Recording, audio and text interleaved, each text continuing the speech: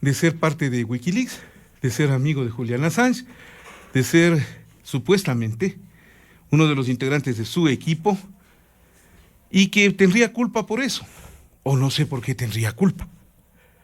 Porque hasta este momento no se explica con precisión qué está pasando ahí. Vuelvo de nuevo a buscar en el espacio del derecho las explicaciones.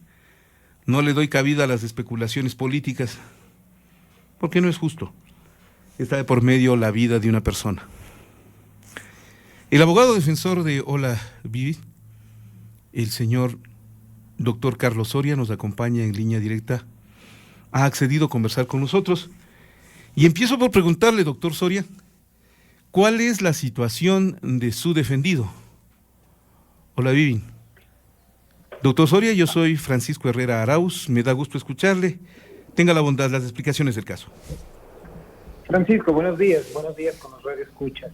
Efectivamente, hasta ahora la Fiscalía, con todo su aparato estatal, no ha podido configurar o decirnos siquiera cuál ha sido el delito por el cual Ola Vivi fue ilegalmente retenido el día jueves a las 3 de la tarde y no tuvo acceso a sus abogados por más de 8 horas. La verdad es que dentro de la audiencia de formulación de cargos que se llevó dentro desde las 10 de la noche hasta más o menos las 2 de la mañana, de la madrugada del día sábado, jamás Fiscalía presentó ningún elemento de convicción, evidencia que justifique la medida de prisión preventiva que fue ordenada por el juez de la causa. Nosotros nos encontramos extremadamente preocupados por la seguridad y bienestar de Ola, quien ha respetado innumerables derechos humanos de esta persona y no se ha tenido conocimiento de cuáles fueron las causas para que se lo vincule de una manera temeraria y maliciosa con la organización Wikileaks. Él no es miembro de la organización, nunca ha sido. Él sí es amigo personal de Julian Assange y es por eso entendemos que políticamente se lo quiere vincular a este caso. ¿Existe algún tipo de indicio de que podría haber cometido algún delito? Absolutamente no. Imagínense que dentro de la audiencia de formulación de cargos presentaron indicios para justificar la formulación de cargos y asimismo la opción preventiva. Mostraron que él es un amante de las computadoras, que lo ha hecho desde niño, que tiene más de 15 computadoras en su domicilio, cables, USBs y libros en donde habla hay un libro incluso que habla sobre la agrupación Wikileaks, pero nada más. O sea, no hay una vinculación directa al cometimiento de un delito o una sospecha, al menos en ese sentido. ¿Existe algún tipo de valoración de pruebas que podrían haberse dado o aportado para abrir esta causa e iniciar esta investigación? No, enfáticamente no. Esta detención ilegal y esta posterior prisión preventiva se la ha dictado de una forma oscura y temeraria. Nunca hubieron los elementos, ni siquiera para poderlo retener, que fue la versión de la Fiscalía, que se lo retuvo primero por 8 horas con fines investigativos, y eso fue mentira. Se lo retiró del aeropuerto sin que se sepa por qué se lo estaban llevando. Dios mío, a ver cómo entiendo esto. Espere. No, es algo sí. créame. Yo como abogado no lo entiendo. Ya, se detiene a una persona. Sí.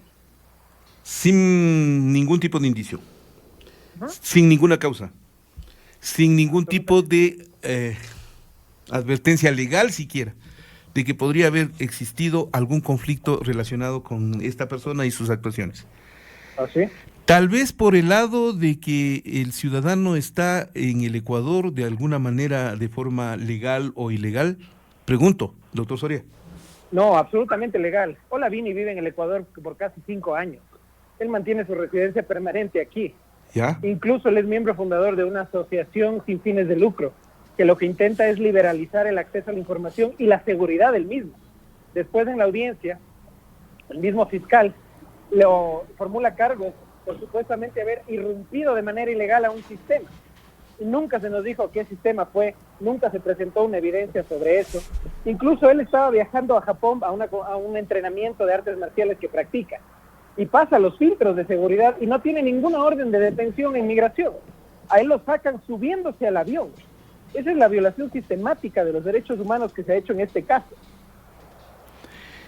¿Qué relación tiene con el señor Julián Assange Olavivi? Olavivi es amigo personal de Julián Assange, por eso lo ha visitado, jamás hemos desmentido eso, porque sería contrariar la verdad. Él ha visitado a Julián Assange en numerosas ocasiones en la Embajada del Ecuador en el Reino Unido, pero se hicieron amigos precisamente por el desarrollo de software, porque ellos son geeks de la información, y en este mundo tan pequeño, todos ellos se conocen. Entonces se relacionaron así, por eso nació una amistad. Y no nos olvidemos que los dos tienen la misma nacionalidad. ¿Qué motivos tiene el señor Olavivi para haberse instalado en el Ecuador? Tal vez por ahí. Claro que sí. Él vino en el 2013 como parte de una compañía, que se me escape el nombre técnico en este momento, pero es algo ThinkWorks o alguna cosa así, a dictar conferencias de seguridad informática, a enseñarnos al Ecuador cómo podemos proteger nuestra información y cómo el Estado mismo puede proteger su información al encriptarla y hacer procedimientos de vinculaciones encriptadas para poder proteger esa información y evitar precisamente los ataques por los cuales ahora se lo está procesando. El señor Olavivi estuvo presente en la audiencia de formulación de cargos. Así es. La Fiscalía no pudo decirle cuál era el motivo. La defensa del señor Vivin tampoco sabe. Y entonces, ¿por qué en la unidad de flagrancia, donde se presentó, me imagino, no se tomó la decisión de liberarlo si no tiene nada en contra? Señor, le ruego me disculpe la interrupción, simplemente estoy cogiendo un taxi para irme al CDP, estoy corriendo por todos lados. Sí. Visitar a mi cliente, pero podemos continuar la información mientras me traslado, gracias. Correcto, sí. A ver, entonces le repito la pregunta. Si estuvo presente en la audiencia... Sí, estuvo presente Olavivi en la audiencia. Y la Fiscalía no puede formular los cargos, y el abogado defensor tampoco encuentra motivos.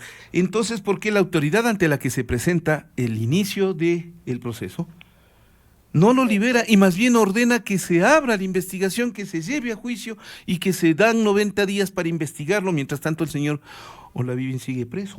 Así es. Es necesario precisar cierta información de carácter legal para entender esto.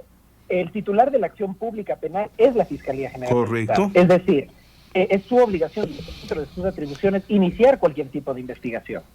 En este caso, la Fiscalía puede iniciar la investigación y puede formular cargos siempre y cuando los encuentre las evidencias para esto. A las 10 de la noche, es decir, casi 7 horas después de que Olavivi fue detenido o retenido, todavía no sabemos la figura que utilizaron, nunca se le permitió el acceso a un abogado, sino hasta 7 horas después. No se le comunicó en su lengua materna, como lo reza la Constitución, que se debe comunicar los motivos de su detención y ante qué autoridad tiene que ser trasladado. Nosotros no conocíamos absolutamente nada, ni siquiera cargo que se le iba a imputar hasta la misma hora de la audiencia. No se nos permitió el acceso al expediente fiscal. ¿Por qué? Porque lo estaban elaborando, lo estaban haciendo al expediente fiscal. En este sentido, recién a las 10 de la noche, una jueza de garantías penales ordenó el allanamiento y la detención de mi cliente. Esto es claramente violando el derecho que él tiene a una libertad de movilidad y de tránsito por cualquier lado del mundo, incluso dentro del Ecuador. Cuando ya tuvieron la orden, fueron a su casa, allanaron su casa, encontraron computadoras, laptops y cables, además de ciertos USB, que como todos los que tenemos algún tipo de aparato tecnológico tenemos en nuestra casa. Lo que pasa es que les llamó la atención que tenga más de 15 computadores portátiles.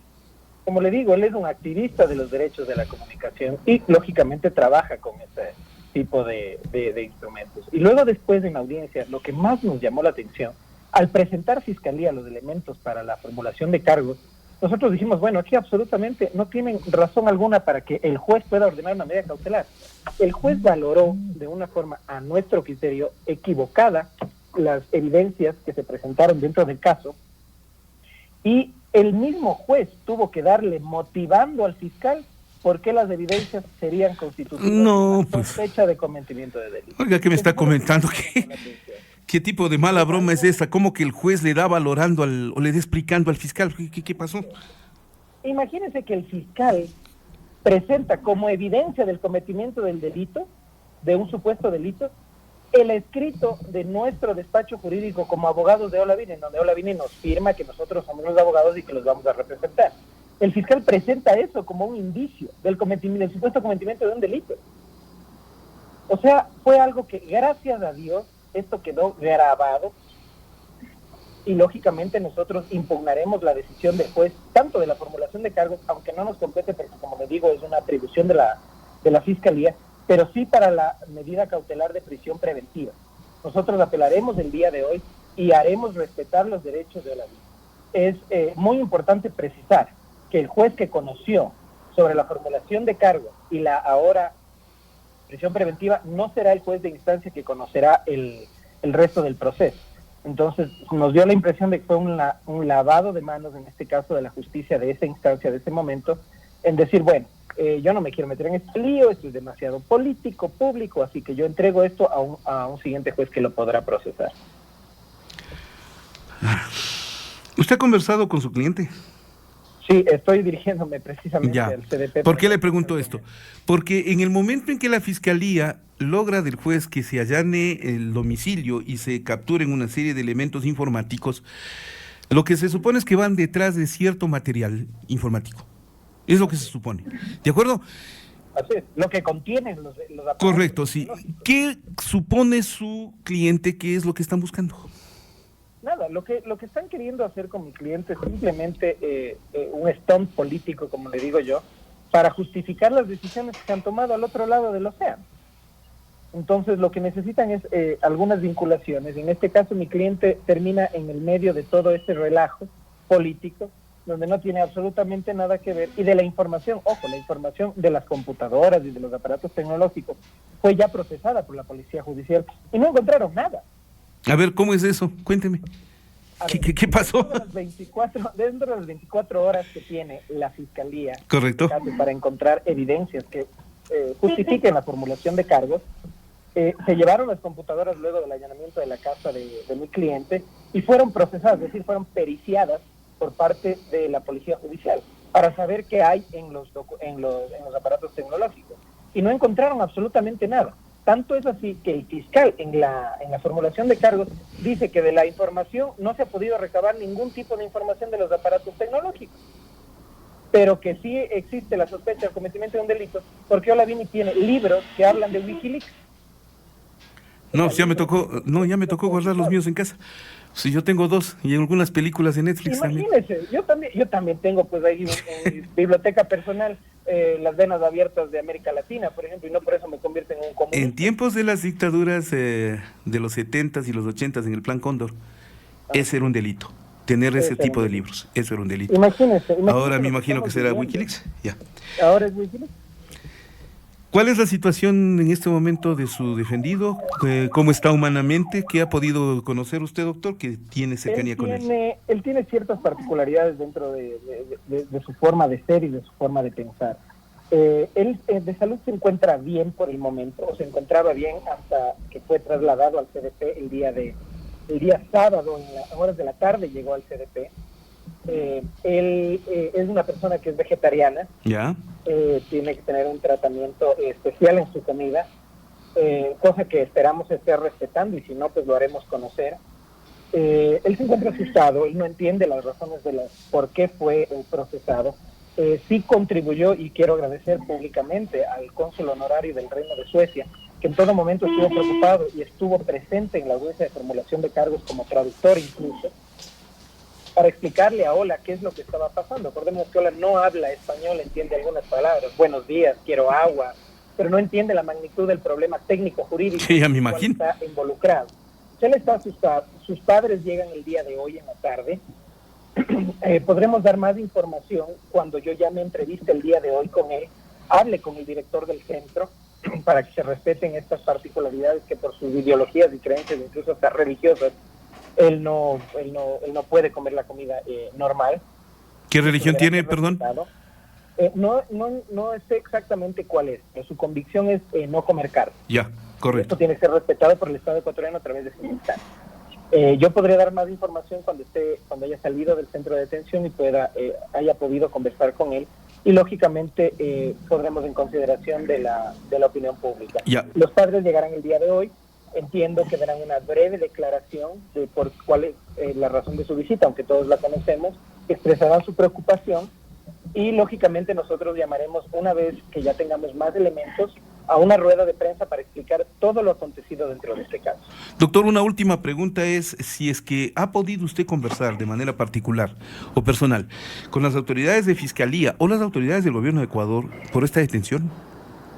Claro, a ver, mi pelea es jurídica, correcto, no es política. Yo no lo entiendo. En el ámbito político porque estaría precisamente haciendo lo que están haciendo ellos mal. Yo conversaré esto sí con el fiscal a cargo, que es el fiscal provincial de Pichincha, y si es que es necesario tendré y solicitaré una reunión con la fiscal general del Estado.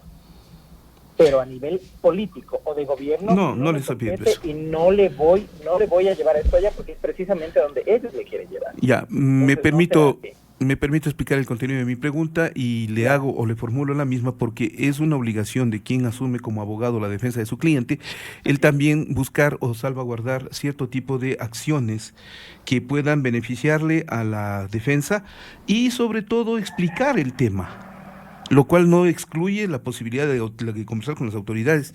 Finalmente, ¿cuál es el contenido de este tema? O sea, el motivo por el cual su cliente está enfrentado a esto. Sí, nosotros también lo quisiéramos conocer, pero lo quisiéramos conocer de forma legal. Porque un tema, acordémonos que en una rueda de prensa, en este caso la señora ministra del Interior, refirió que mi cliente Olavini estaría realizando actividades de desestabilizamiento político al gobierno. Y luego en la noche se lo acusa o se formulan cargos por algo completamente diferente. Entonces no se puede jugar con la libertad de una persona así. Se tienen que hacer procedimientos legales y sobre todo respetar el debido proceso para no llegar a estas arbitrariedades que se cometieron, de las que veo que no hemos aprendido nada, que el Ecuador no ha aprendido esta lección. ¿Cómo agradezco su gentileza de atenderme, doctor Soria? Gracias. Estoy a su disposición, por cierto. En cualquier momento que usted requiera la información, se la publica en ecuadorinmediato.com. Okay. Estoy